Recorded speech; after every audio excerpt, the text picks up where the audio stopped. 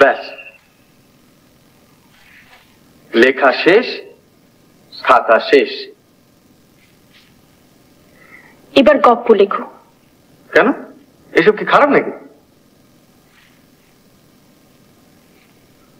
শোনো, অভিমন্যু যেমন গর্ভবাসকালে কেবল বুহ প্রবেশ করিতে শিখিয়াছিল, বুহ হইতে নির্গমন শেখে নাই। নদীর স্রোত সেইরূপ গিরিদরি পাষাণ জঠরের মধ্যে থাকিয়া কেবল সম্মুখে চলিতে শিখিয়াছিল, পশ্চাতে ফিরিতে শেখে নাই। হায় নদীর স্রোত, হায় যৌবন, হায় কাল, হায় সংসার, তোমরা কেবল সম্মুখেই চলিতে পারো। যে পথে স্মৃতির স্বর্ণমণ্ডিত উপলখণ্ড ছড়াইয়া আছে, সে পথে আর কোনো দিনও ফিরিয়া যাও না।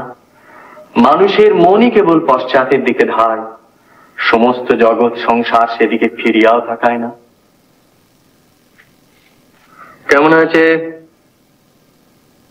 তোমায় বলতে হবে, তোমার মতামত চাই। ভালো হলে কেন ভালো, খারাপ হলে কেন খারাপ। কি বলো, খারাপ? খারাপ তো বলছি না।